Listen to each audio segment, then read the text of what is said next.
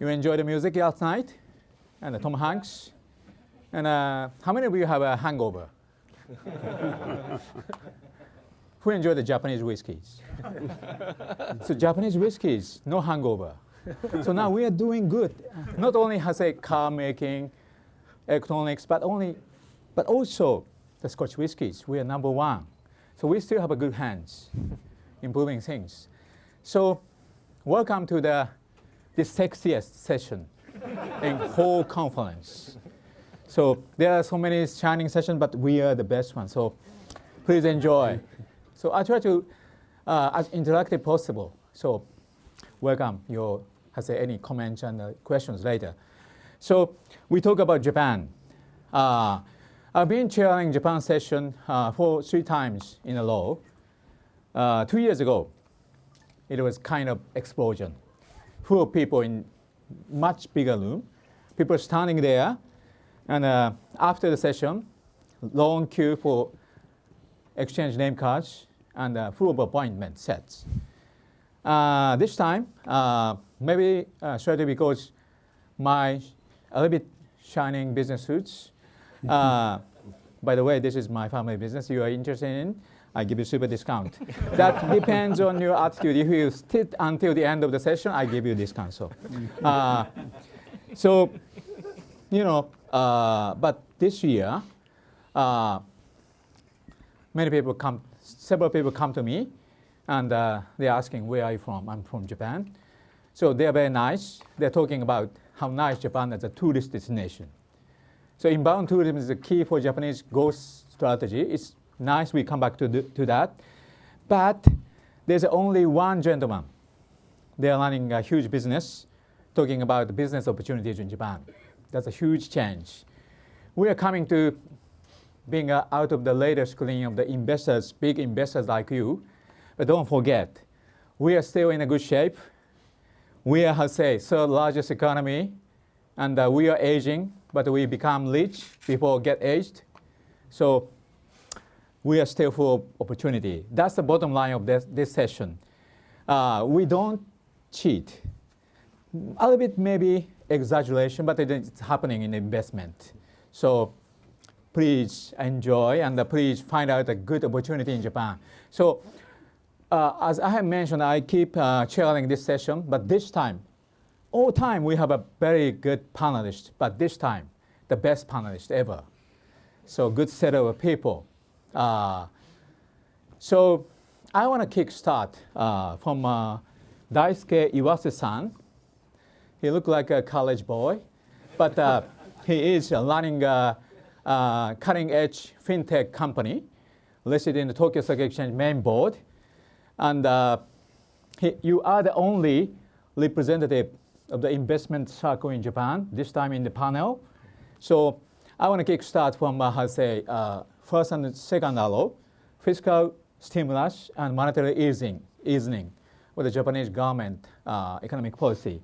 So now BOJ, as you may know, is very innovative. They start the negative interest rate. You know, maybe BOJ Governor Kuroda has 3 marks.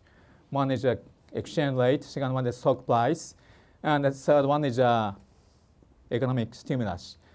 But, you know, from viewpoint of the global investors, nothing happening. Stock price plunge, yen go up, and the economy is still stagnant. So how do you analyze his objectives and what's happening? Theoretically speaking, we are running a largest debt in the history of the mankind. Our economy is still stagnant. We have a negative interest rate. But our yen is appreciating. What's happening? Okay. Tell me. Good morning. Daisuke Iwase from LifeNet Insurance Company. This morning, I'm wearing 2 hats. One as a life insurance executive. I'm co-founder, and I also run a boutique online life insurance business. And also another hat of an entrepreneur trying to disrupt one of the most regulated, inefficient, huge industry, representing both the success and the stagnation of post-war Japan. So Kotaro-san asked me about the first arrow, the monetary policy. So we as life insurers are heavily affected by the negative interest rates. More so my peers than us, because we're still a very small company and most of our products are in the protection side rather than the savings side. So it's difficult to defend, but I would like to make the case that the monetary policy is working in certain aspects. So I think the reason that the yen has appreciated has to do more with the global forces of the forces of the global economy rather than Kuroda getting things wrong. If you recall, from the end of last year, beginning of this year, a lot of things have happened, a lot of turbulence and volatility in the global economy. So the China stock going down, and then also the things that happen in Europe around the cocoa bonds, the concerns raised there, the Fed's resistance or hesitance to raise rates. I think all of that, the global flow of money has had more to do with the exchange rate than Kuroda's policy not working in the way that he had hoped it would work. So you're basically saying if not negative interest rate, it would have been worse than this. That is my view. So that's that. And then, so I think when the global economy is turbulent and the investors take a risk-off position, because the Japanese institutional investors have so much money invested globally, there is a tendency for them to bring their risk exposure down, thus the yen appreciates. So I think that's what's currently happening. In our industry, again, I think we've been forced to reassess our investment strategies. And one positive thing that is happening is that many of my competitors, my peers, are really shifting their assets from very safe assets in JGBs, safe assets, and corporate bonds to more riskier assets, maybe stocks, foreign corporate bonds, real estate, etc. And I think to a certain extent, the industry has been protected and has been complacent historically. So for the first time, I think we are really being forced to rethink and really make our investment strategy more sophisticated. I think what's lacking in our industry is that our regulators, the FSA, at the same time are imposing strict capital regulations to banks and insurance companies. So in a way, the government is not taking a cohesive strategy. In one aspect, they're forcing us to take more risks, but our regulators are telling us not to take risks.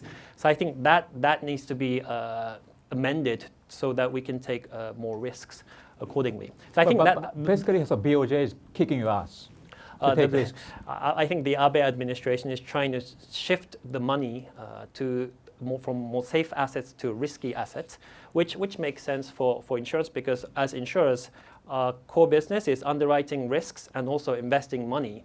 But most of the profits from the Japanese life industry have been from the underwriting rather than the asset management side. So I think there's one positive thing that's happened is there's a big flow of money shifting from traditional investments to non-traditional, in the sense from the life insurance perspective, but to more sophisticated investment strategies.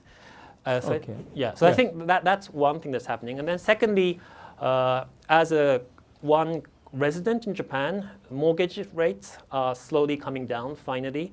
And if you have checked the real estate prices, the J-REIT has actually come back up. So it has had an effect on bringing up the real estate price, thus the asset effect. So I think people tend to focus solely on the appreciation of the yen, which has happened. But then I would like to make the point that on other aspects, it is slowly the transmission effect that the BOJ had originally intended. It is happening to a certain extent. So you see the difference. You see the change. The Japan's life insurance CEO is not looking like this. White hair, no hair. I just turned 40, by the way, so I'm not as young as you may think I am. Very changing, very changing. Japan Here's is a symbol aging. of change. Thank you. So let's go to the consumption tax issues. The consumption tax hike maybe or may not be happening. So we need a political opinion. So we are lucky to have a politician sitting in the first row, very senior ruling party politician, Mr. Nakayama. So do you think government will raise interest rate? Consumption tax rate or not? Please ask Well, maybe not, you know? Yes, I guess so. Mm-hmm. It's very, we had a very great earthquake. It's a good, After I can't say but excuse to, our consumption is not in good shape, so very interesting. So you get a very secret information shared. You're lucky guys, so again. So going to the very, very important part, third law, structural reform. So global investors tend to think nothing is happening. I don't think so. You have a great set of people who can talk about that. So structural reform, when you talk about the structural reform, people tend to think, 2 years ago, corporate tax. But right now, 2 years after, people tend to, Japan is doing something for the demographic fix. So since I'm here, I have a chat with the very senior leadership, American senior leadership. The very first night cocktail, and he's very famous. I cannot name him because he's so famous. And he took me, and we had a conversation on Japan's population issues, and he, talk like this, Japan, do you know the ostrich? Japan is an ostrich. Do you know what ostrich do when they come into the crisis? They dig a hole and put head down and try not seeing anything. So Japan is like that. I said, maybe not. And he replied, oh no, that's good, because we Americans are ostrich. See what's happening in the US. So something like that. So do you think, you guys, Japan is an ostrich to the population crisis, or Japan is not ostrich?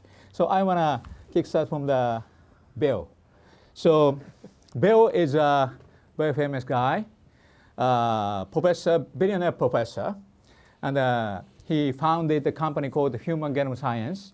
That's a company, the pioneering using genomic technology into pharmaceutical, making medicine.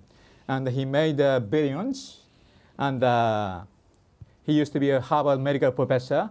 Now he found the foundation, very interesting foundation, doing the core studies of the aging issues. Because core study is important, because aging tend to think, so smart people like you tend to think aging happening in the advanced economy. Yes, ratio-wise it's true. 25% of the total population of Japan is over 65. It's called super aging. But absolute number-wise, the largest number of the senior people exist in emerging economy, like China. In China, 1.3 billion people. China has as big population as total population of the United States over the age of 65. So core studies, not only in the advanced economy, but also emerging economy. So you are now studying 22 different countries' aging cases. What is good about Japan? What needs to be improved? I think from an investor point of view, one of the most interesting markets to look at is one that is still barely tapped and underinvested and under-researched. And that is the opportunity for making major investments in the transformation of all societies that are undergoing demographic change. No better place to look at what to do about this area and where to invest than Japan. Because Japan is the leader. It's a major economic power, as you know, and you've been mentioned. But it has great infrastructure, great people, great technologies, and that is focused at the highest levels of government and in business on what to do about their demographic problems. That means how you take care of people at home, how you restructure your healthcare system, how you rebuild your housing stock to take care of older people. It is a tremendous investment opportunity across the board to look at those technologies, which we all hear about. But when you go to Japan, you see them. Let me just give you one example. Everybody knows there are security systems you have in your own home or your apartment, an alarm. Those, if they ring, people come to your house. In Japan, the largest of those companies is moving directly into elder care. They're training their people to be first responders for elder care. They're training their people to put new advanced technologies into people's homes, and they're already there, so they have the infrastructure. That's just one of many, many examples. Delivering care at home is something we have to do in this country and around the world, and there's no better place to look at that than Japan. On the other hand, Japan is looking for new opportunities to export its technology. And there are enormous markets for export as well. They're right next to China, and as you just heard, China is already realizing. We have offices in Beijing, Shanghai, and I can tell you, at the very highest levels of government, both at the national, the regional, and the municipal level, the officials are focused on the area of elder care. We look also at private investments. My rough estimate is right now there's something like $2 trillion waiting to be invested in China in healthcare. People don't know what to do. There's many other sectors. There's a huge amount of money looking to go abroad, but there's another big chunk of money that can't go abroad looking for investments in China. They don't know where to go. Japan, right next door, has the technologies for housing, for transportation, for home delivery, all the things that China needs. I've met with the people that are building cities there. They're looking for how to take care of their elder population. Should they asked me, should we build a 5,000 bed hospital, or should we place units in housing complexes that take care of people's health needs? What is the best way to do that? Well, where to find the answers to those is mostly in Japan. So I would say understanding how to invest in the elder care market is one of the biggest challenges for all of us going forward. And there's no better place to look today than in Japan. See, big change.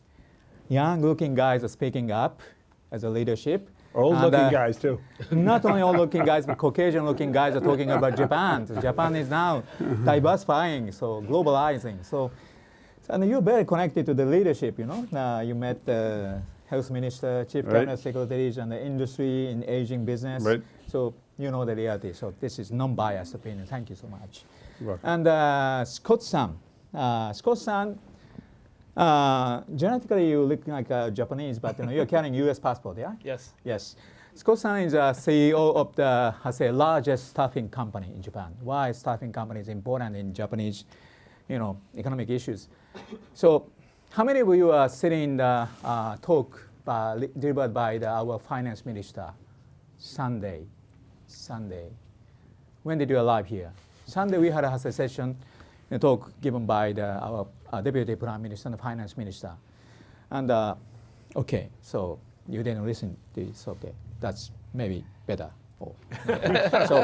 So we don't call it immigration, but you know, we are ready to take more people from overseas for the businesses, especially we may start from convincing industries because Japanese, generally speaking, general public, still allergic, not like US, taking people from outside. But, you know, as I have mentioned, you know, 25% of the total population is over 65. We have 5 million dementia, and that number will be doubled in 10 years. In 10 years, we are having 10% of our population in dementia. If we don't cure dementia, it maybe slowly will be different because of technological development. But you know, we maybe not too late, never too late. We slowly but steadily starting to open up our market for the foreign labor. Can you touch upon your project? Sure. Is going on? Sure. I was born and raised in New York, and I went over to Tokyo 8 years ago. And for the first 5 years, like Kotaro-san said, they were the ostrich. And for the last 3 years, I think it's starting to peak out and starting to look around to see what they actually need to do. And if you look at the demographics of Japan, there's still 130 million, roughly 130 million people, and 65 million in the workforce itself. And there's key indicators in that number that are problems. Of the 65 million, half are women, half are men, and the labor participation rate with women are still lower than the average OECD company. And so that's one of the Womenomics topics that have come up over the last couple of years. And then the other number that we look at is the labor the job ratios, so how many jobs available for each worker. And this number looks good on face, but when you look at the numbers in the service industry, there's 3 jobs for every person that's available to work. And this is the area that's the biggest problem in Japan. In the senior labor market, in the child care labor market, in the service industry, hotels, construction, all these areas have very high number of jobs available, but there's no workers. And this is the area that we're trying to focus on to get more foreign labor into Japan. And one of the projects that we're working on today is with the Philippines, trying to get housekeepers to be trained in the Philippines, in Japanese culture, and then bring them over to Japan on a project basis so that they can actually help women get back into the workforce. And we're starting in one of the areas in the Tokyo area, and then that should expand over the next few years into other areas. That's with the Philippines with housekeeping. We're actually working also with Indonesia on agriculture, on farmers, so because Japan also has a lack of farmers. That's another area program that we're working on, training them in their countries, setting up their skill sets so they're comfortable working in Japan. And then we'll bring them over and then have them work for a few years and then go back so that it is not an immigration policy, it's a guest worker type of a policy. So that's what we're starting with, and then trying to expand that out over the next few years. So how do you think about future expansion of the, say, category of job? You're starting from house helpers, Right. and the farmers, Right. and what will come next? Right. I think senior care, child care, these are the 2 areas that need tremendous help. Hotels, a lot of the inbound, a lot of tourists are coming in, but the hotels don't have enough employees. The restaurants don't have enough employees. And so the service sector in its entirety is really short on people. And that's the area that I think if we could focus on first, it'd be a tremendous addition to the economy. And how about, hospitality people? Japan is now, pushing inbound tourism. Yes. So inbound tourism needs English-speaking, food and beverage people. Yes. So that kind of category. Yes, Yeah. the tourism industry, yes, that's a huge industry that we need to focus on. The laws are not open yet, but I think they will be in the near future. And so that's the area that we need to focus on as well. So as both of them mentioned, we using technologies and we using foreign manpower to fix our population problems. I get back to you in the final stage of our discussion because he is the governor of Aichi. Governor of Aichi is the 2nd largest state next to Tokyo, economic-wise. The GDP of Aichi state is as big as, slightly smaller than Australia. And that state is famous for having a headquarters of Toyota. And that state is very, exceptional in the sense that, population is growing and the population keep young, not aging. So I come back to you, Governor, as a wrap-up and future Japan business model. So please sit back and relax. And I go again to you, Iwase-san. So can you touch upon other areas Japan is using technologies and making, fixing problems, demographic problems, and other, gap between cities and local areas? Because you are, technology leader, so and entrepreneurship is happening. You are the symbol of that. So can you touch upon, any startups fixing problems and a good opportunity to make an investment into that companies? Yes. So I think the other point that I wanted to make earlier is what Abe's first arrow and second arrow really did was to buy time and also build a very, very strong base for Abe to conduct deregulation and reforms in areas which historically were thought impossible just because of the very strong vested interest groups. So I think many things are happening in Japan that is not documented in English literature. So when I was in the US, anytime I try to look for English material on Japan, I realized that there's very few. So whatever you are reading, unless you are reading in Japan, you're only capturing a very small part of what is actually happening in Japan. And I think the point I really wanted to make today is that I feel over the last 3 years, change is happening in so many areas. I feel it living and working as an entrepreneur in Japan that is not necessarily known outside of Japan. So to Kotaro-san's point, so one big change that has happened, and we talk a lot about this among the entrepreneurs in Japan, is that for the first time in history maybe, the LDP and the central government is really promoting and pushing entrepreneurship.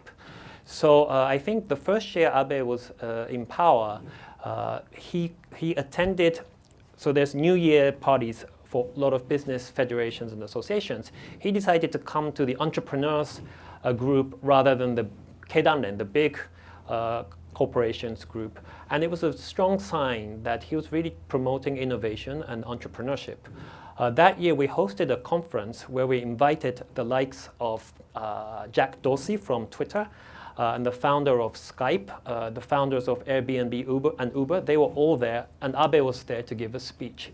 So we feel that we historically we were a neglected minority within the Japanese community. One of my favorite stories was told by an old entrepreneur who said back in his times, there was no word as an entrepreneur.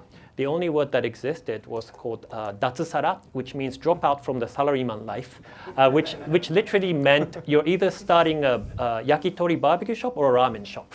So that was the social status of entrepreneurs, how we were treated. But now we've been pushed to the center of the stage, and I think Abe is really pushing to promote technology and entrepreneurship. So that's a big change happening there. And one of the CEOs of the biggest internet startups, they're no longer a startup, Rakuten, Miki is one of the key advisors to Abe's financial and economic policy. And you see that happening in many areas. So rather than giving a couple of very micro examples of things happening, but I really want to emphasize that we as a group of entrepreneurs really feel that the government is trying to very serious about pushing change and changes in entrepreneurship in Japan. Okay, I forgot to introduce myself because I tend to think I'm as popular as Tom Hanks, but I need some introduction. So I'm Kotaro Tamura, I'm an American fellow, but at the same time I'm a professor at the National University of Singapore. I reside in Singapore, so I take a look at Japan as outsider right now. And I used to be a senator, upper house member for 2 terms in the Japanese Diet. And Nakayama-san was my kind of colleague. And when Abe from the very first administration, I was a vice minister, a parliamentary secretary for the cabinet office in charge of fiscal and economic policy making. So I was kind of a founding member of the Abenomics. At that time, the big slogan of the Abenomics, the very first version was open and global. I think he is keeping the same philosophy right now. So basically, Abe tried to push first and second law, as Iwase-san mentioned, is buying time. But third law is actually try to open up Japan, try to be global. It seems not happening enough, but it's gradual and steadily happening. We are slow, but very steady. We are very slow to make promises. Once we make promises, we never let you down, please. So going back to the aging issues, so we are using many technologies. So you are founder of the pharmaceutical company. So Japan is famous for having an innovation in pharmaceutical companies. So Japan's technology, do you think can make a difference in aging, especially in the area of the pharmaceutical business? How do you think so? Well, I think that many of the drugs that already keep us alive longer have come from Japan. I would guess that most of the men in this room take statins, the drug to lower their cholesterol.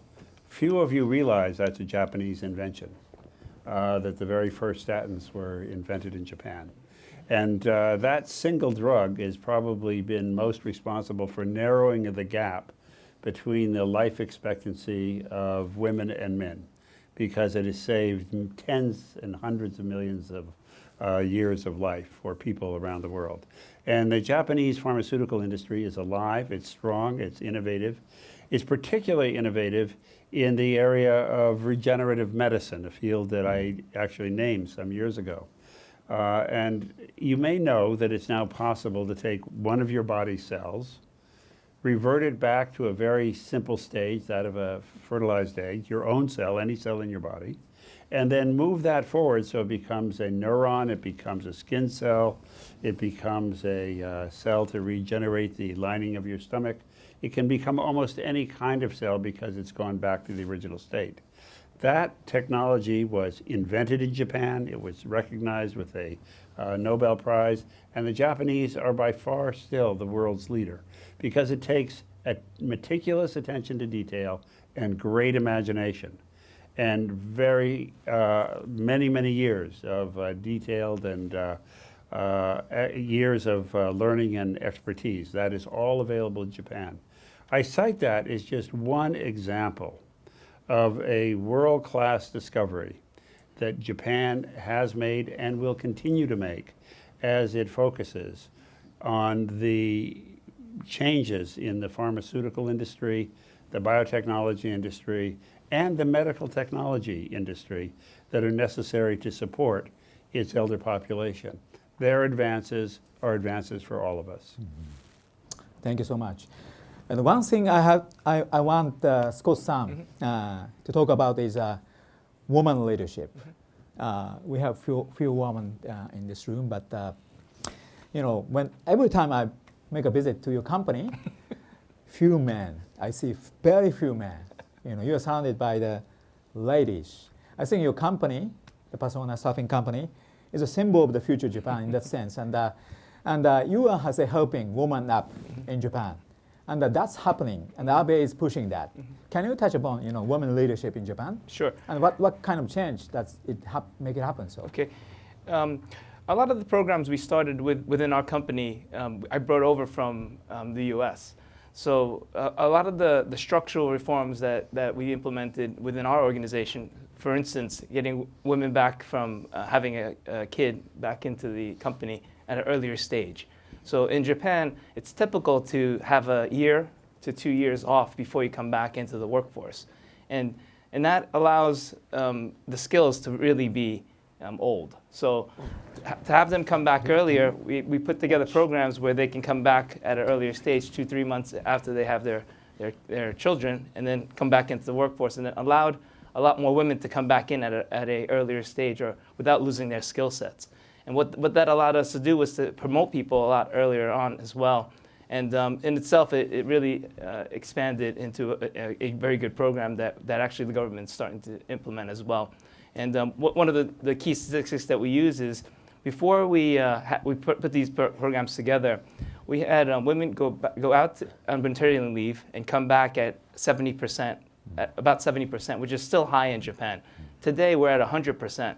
Because we put these programs in where they were able to come back earlier. And we put these executive training programs in so that we can promote them at an earlier stage. And actually, our rate of our managers in our organization are 43% women, which is significantly higher than the general Japanese company. And 30% was a target that was set as the board members, and we already have that 30% number already hit. So. It's not a matter of education. It's not a matter of culture. It's just having the organization set up so that women can succeed. And once you implement those programs, it works very well because the education level is very high in Japan. The college education level is one of the highest in the world. So if you put these programs in, have the infrastructure in place, it actually expands very, very well. Can you touch upon the correlation between the corporate governance and the woman leadership? More women in the corporate leadership, better corporate governance, do you think so? Men make mistakes, women is better? We still have to prove that, but I think that's one of the areas that diversity is something that Japan is still working on. For even myself, we're one of the few companies that an American is running a Japanese company. And so diversity in that range is something that we still have to work on in Japan. But it's happening, and there's a lot more activity in that area. So I think even the executives of the larger companies, they're coming in from other companies, and that's something that hasn't happened in the past as well. So it's changing, and like I said, the last 3 or 4 years, it's really starting to change. So it's an exciting time in Japan. Thank you. So before going to the governor, do you have any additional comment? Yeah. on any issue? So one important aspect that I also want to touch upon is corporate governance. There has been a big change in Japanese corporate governance. Recently, you may have read in the news, but 7-Eleven Japan, that is one of the biggest retail chains in Japan, owns the US 7-Eleven franchise as well. They had their long-standing CEO changed, and it was almost heavily influenced by Dan Loeb from Third Point. So I think before there was a time in the Koizumi era, back I think 10 years ago when you were in, Tamura Sensei was in the government, where there were lots of activist investors coming into Japan, pushing back and forth. But back then, I think the administration was not really ready for that, and they were almost forced out of the Japanese market. But now I think we're embracing that the market forces and the importance of corporate governance, more independent directors sitting on the boards. And I think there is very conscious discussions within Japanese public companies board meetings about really thinking about how to maximize return on equity. And that there is a big change happening there. So I think over the midterm, you will see that being reflected upon corporate performances, whereby you have more managers that are really conscious about optimizing their returns for shareholders. I think the reason that historically the ROE for Japanese companies have been stayed low is not necessarily because the Japanese managers are inferior to their Western peers, but I think it's just the goal had not been set to maximize ROEs. It was more balancing the stakeholders, benefits of all stakeholders. But now that's being directed towards more influence or more emphasis on shareholder returns. I think you will see that coming over the next couple of years. Thank you. So I see in your eyes, you are waiting for the Q&A session. So I promise you we'll have a Q&A session. So please be patient. And okay, I finally go to the governor. But before that, please understand, we Japanese, like you Americans, speak only one language, okay? So we are not good at the foreign language, but he has the guts to speak up in English. So please enjoy. And I want to use his state case as a wrap-up of this session, because, future Japan is there. And many of the reforms we are talking about is happening in his state. So, Governor, can you touch upon your state and your leadership is happening this kind of future Japan?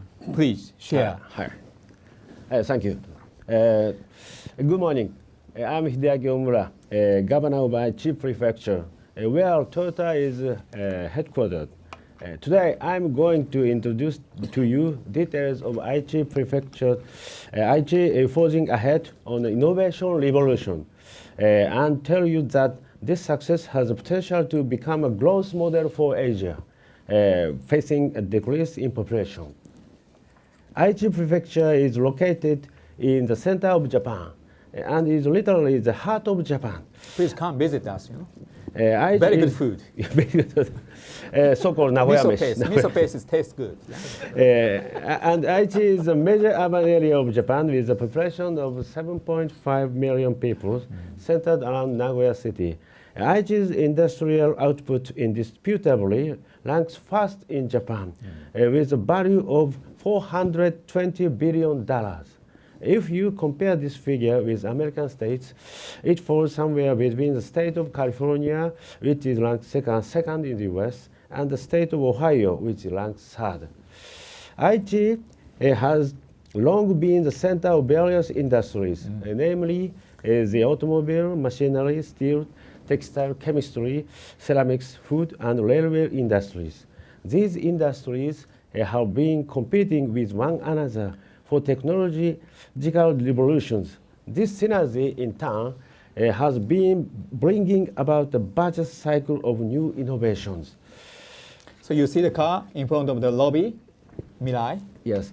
It's from his state. The fuel cell vehicle developed by Toyota, this entrance is, Mirai is displayed. Okay.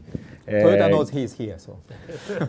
and the superconducting maglev Shinkansen and the emerging Mitsubishi Regional Jet are good examples of success achieved by such innovations. And furthermore, Toyota is making a challenge for artificial intelligence Yes. and has established a new research center in Silicon Valley. Toyota will invest $1 billion in this 5-year project. In Aichi, a growth model has been established. A succession of innovations creates new industries which provides jobs one after another. This in turn spurs consumption and investments and encourages even more innovations. So Silicon Valley is happening in Japan. So The automobile industry, such as Toyota, for example, uses a huge number of industrial robots in manufacturing processes. Yamazaki Mazak, which is the world-famous machine tool manufacturer, began operation as a straw mat weaving machinery manufacturer and have developed into a leading industrial robot company. Nowadays, there is a growing tendency to apply this industrial robot technology to new fields, as Deputy Prime Minister Abe mentioned on Sunday. Examples of new fields are food, medical care, and nursing care. This application helps industries expand the range of their businesses. As Spatial Economics points out, the costs incurred by the transportation of people, merchandise, money, and information have been significantly reduced as a result of the global-scale digital revolution and high-speed migration revolution. okay, the governor, thank you. Hey. So, you visited this state, and you were fascinated by one thing. Can you share that? Well, I'm fascinated by many things. Let me give you a little bit more about my background in Japan. My first visit to Japan was in 1960, before some people in this room were born. I watched the amazing transformation of that country. I've watched its rise, its plateau, its dip, and I think we're on the verge of a resurgence. I've had the privilege with Kotaro-san to meet many of the people leading Japan today, and had the privilege of visiting the governor in his hometown, a beautiful facility right outside of Nagoya Castle. In fact, his office is, the back garden wall of his office is one of the palace fortress walls. One of the things that he's focused on is, as many people in Japan are on elder care, but a particular part of elder care which was mentioned, which is dementia care. If there is one big problem that most people in the world are not paying sufficient attention to, it's dementia care. And I'm happy to say that the governor, through his own office, is become one of the leaders in understanding what to do. Not only is he drawing upon internal Japanese resources to look at the opportunities to take care of the people with dementia, he's drawing on examples from all over the world. He's asked us, in particular, through my foundation, to tap into the work we're doing in Northern Europe, in Scandinavia and Holland, to bring some of those best examples. So not only they're creating examples, they're bringing examples from all over the world. And again, this is a symbol of what we all have to face. The kinds of solutions that the governor is putting into place in his province are the kinds of solutions everyone in the world needs today. It's a big and emerging problem. And I can tell you, if you just think of your own lives, how many of us are dealing with various aspects of dementia, of our older relatives, and actually dementia is not only in the older population, it's a major problem through depression, through many other problems. And it's one of the areas where Japan has really made great advances. Great. Can you touch upon the, these issues, medical care, please? Yes. He used to be a state minister for healthcare in Japan, in the central government, then turned to the governor. Please. Yes, I speak that Aichi is taking leading roles also in medical care and measures for aging society and dementia. Dr. Hezekiah referred to. Specifically, we have developed a system called Regional Comprehensive Care and have been implementing experimental projects throughout our prefecture and making efforts in this diffusion. This is a system to provide seamless services for aged people, such as medical care, nursing care, living assistance, and housing. In Aichi, there is a National Center for Geriatrics and Gerontology, a #1 research institution in Asia on mechanism and countermeasure of dementia. In collaboration with the center, Aichi has been developing new measures for dementia prevention and rehabilitation. The center is located in a comprehensive medical complex which is owned, operated, and initiated by the Aichi Prefecture government. Aichi will continue to take leading roles in medical and health care. Good. Thank you, Governor. So as I have promised, we want to have a Q&A session. So we take any questions, and we already have a complete answer. Please, and we will be having, private session from 3:45 at the International Gallery, the end of the corridor over there. So you are normally, very special people will be allowed to in, but you're a special guest, so I give you all invitation. You are super welcome to come join us. And continuing speech by Governor, you can enjoy over there, 3:45 this afternoon at the International Gallery. Don't miss it. You are welcomed. Okay, please. Hi, thank you, gentlemen, for interesting panel. Let me introduce myself a bit. I run my family's family office. Good. And I have two questions, one for Sato-san and one for Iwase-san. I live in Tokyo, actually. And so we invested in Japanese real estate, actually 11 new assets since the yen hit 110 about a year, 2 years ago. So, and then I subsequently moved to Japan myself, actually. And we actually own one hotel.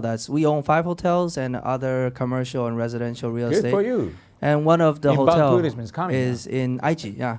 So we own actually one hotel in Aichi as well. So everywhere from Hokkaido to Kanto to Kansai, everywhere.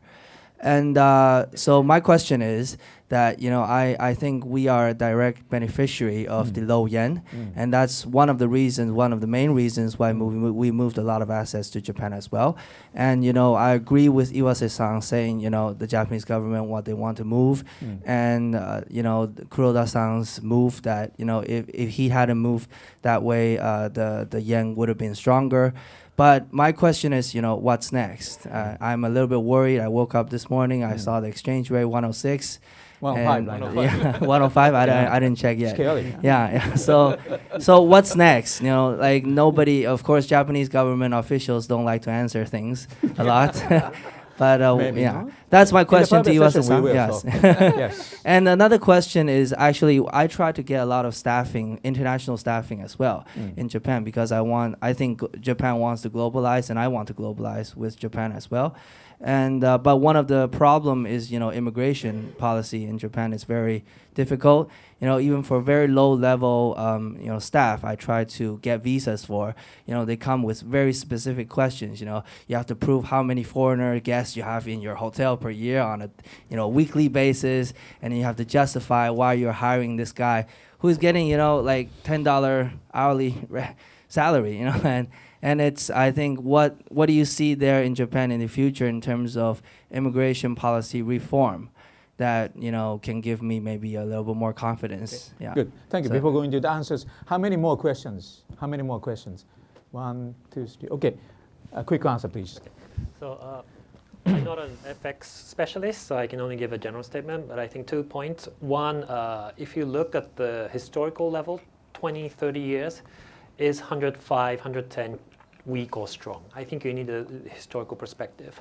And then secondly, general points, but things that really move the yen, in my view. One, definitely the relative interest rates. But then secondly, trade surplus. Because Japan has historically run on trade surplus, there is a tendency for Japanese companies to change dollars revenue into yen. So there's always money floating back to the yen. And then thirdly, I would look at how the Japanese institutional investors, including the insurance companies, are investing their money. Because again, when they move their money back to Japan, or where they reduce their risk exposure in the international capital markets, there is a strong tendency for the yen to appreciate. So back in March 2011, when the great earthquake occurred, instead of money flying away from Japan, the yen appreciated significantly because Japanese institutional investors had to reduce their risk exposure. So that's my 10 cents. Okay. Go ahead, yeah. As far as the labor market is concerned, like I said, that service industry is very undermanned. For instance, the visas. Last year, though, it was the largest number of visas that were issued, and there's 900,000 foreign workers in Japan. The government doesn't like to say it so much, but that's the largest number in the last 10 years. By comparison to like a U.S. H-1B standard, there's like 300,000 people just with H-1Bs in the U.S. So compared to that, it's a low number, but it is expanding, and I think that in all areas, it's going to start expanding over the next few years. Good. Next question, please. Please. Wait for a mic. Microphone, yes. Yes, thank you. The Bank of Japan has allocated 9% or so of their portfolio to ETFs. Can you talk about the move there? Obviously, you mentioned some risks earlier, but if you could just comment quickly if that'll continue. Go ahead. So private session, we have more qualified people to answer. So I don't really have a view, but I think what's important is that Abe's administration is really focused on the movement in the share price, which has been one of the fundamentals of his support for pushing forward reform. So I think watching where they're looking at, if it's an election year especially, I think they will be focused on maintaining the equity price. Now, how much control Abe has on Kuroda is supposed to be independent, so that's an issue. But I think I don't really have a view, but I do know that the people in the central government is really watching the share price closely, and they do have an influence on that. Thank you. Please come back to the private session, please. Okay. Some more questions. Please. Yes. Hi, I'm Catherine White, and I actually spent the last 2 years teaching English in a middle school in Fukuiken. JET program? Yes, JET Good, program, good. yeah. So I am wondering how English education is going to be a part of these economic shifts and what the government is doing to kind of facilitate those changes, because I think Japan, in comparison to Korea and China, has consistently ranked lower on English proficiency. So I guess how important is improved English education going to be to Maybe you. these changes? Yeah. Thanks. Not doing so good yet. I think that's an area that we still need to focus a lot of our efforts on to get the English level higher. But I think with the technology, like for instance the IBM Watson, technologies like that allow all of the language pieces to come out. And so I think technology is something that we can really depend on over the next few years. Even Panasonic has these loudspeakers that translate automatically as you speak into it. So I think using technology is part of bridging that gap of language. And So you're a specialist in the AI, so you believe in AI? Help everything? I certainly think it can help, but I don't think I think Japan made a crucial error when it didn't allow foreigners to teach English. And that's been it's had a very bad legacy. That is now changing, as you can see. Yes.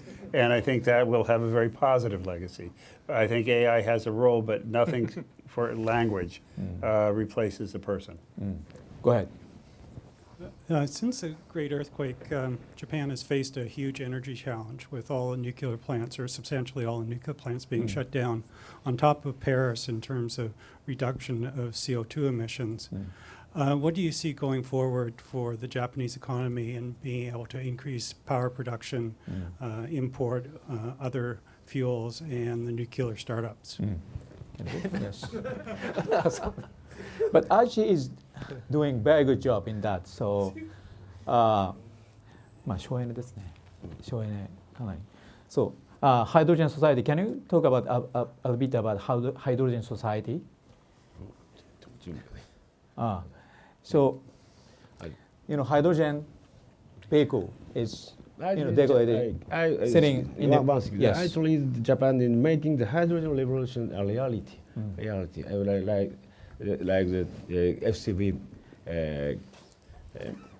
the hydrogen power generation, hydrogen reduction steel making, large scale hydrogen power generation, hydrogen powered jet aircraft, fuel cell train, that hydrogen vehicle. So many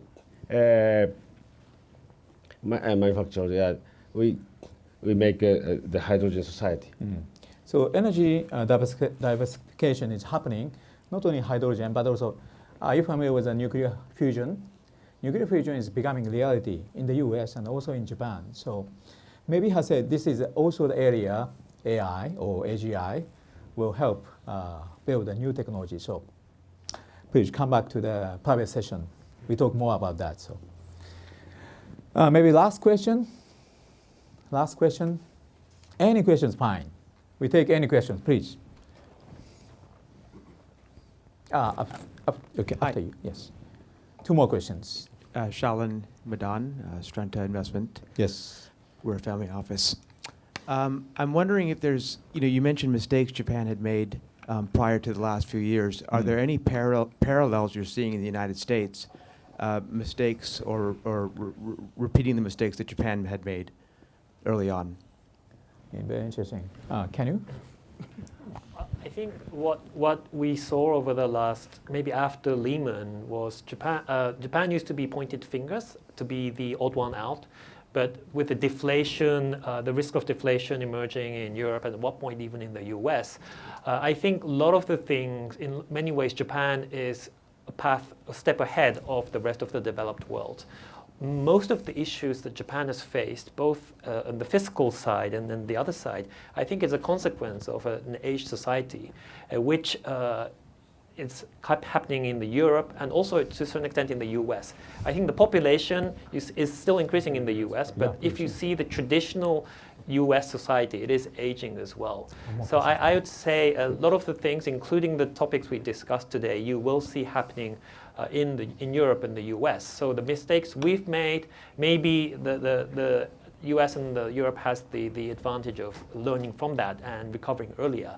But I think that's how I see Japan vis-a-vis the rest of the world. Thank you. Hey.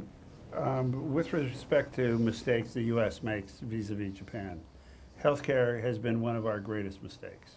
I came from the panel this morning on public health, and there were some startling numbers, which I think most people don't really appreciate. One of the things is US spends about twice as much as anybody else and almost 3 times as much as Japan does on healthcare. We all accept that we spend a lot on healthcare, that's not a surprise. But the results that we get are extremely poor. We're 2 standard deviations below the OECD median, 2 standard deviations below. If you want a comparable health care system that delivers results, go to the Dominican Republic. That is where we rank. Not the best of us. We have the best, and we don't have a very good rest. So we have the very best of healthcare, but the rest is not very good. Interesting. That is on top of a problem we're not really addressing in any systematic fashion, which is the demographic change, which is now hitting us. All of us who are my age have already gone through this problem with our parents. Those of you who are your age are going through that problem. And you know, from a visceral point of view, how serious the defects in our system are. That is a good reason to look at Japan as an investor to see where there's opportunities here. Because they are going through that first. They are thinking about those problems much more systematically. And I think creatively than we are. And we can not only look at it from an investment point of view, we can learn from a social policy point of view as well, if any of our politicians are willing to look abroad for social policy information, which is a huge if, as you know. Okay, thank you. Last time, the best question, please. So I'll ask a controversial one. Ian Epstein from Autonomy Capital. I'm concerned that Abenomics is a total failure, that the basic idea of what was required was that households would need greater aggregate demand, namely they would need to start running surpluses, and the corporate sector that was running very large surpluses would need to start running them down. But the corporate sector in Japan continues to run very large surpluses, the household sector, very large deficits. It needs to be made up with a very large fiscal deficit. Stock markets can move all over the place, and currencies can move, and they can all unwind very quickly, but structurally, have we dealt with any of the imbalances? Now, one way to deal with them would be immigration, which, as you said, Japanese are allergic to. And when I hear the gentleman over here say, well, we're going to bring in Filipino workers, well, you know what Filipino workers are going to do is they're going to send their money back to the Philippines. And so you're not going to do anything to actually stimulate household sector demand. So if I'm going to judge Abenomics at the most core level, which is restructuring the balances within the macro society, has there been any success? Very good point. So please continue discussion in the private session. Okay, we ran out of time. So thank you, thank you. Very good comment. I go back to you later. Thank you.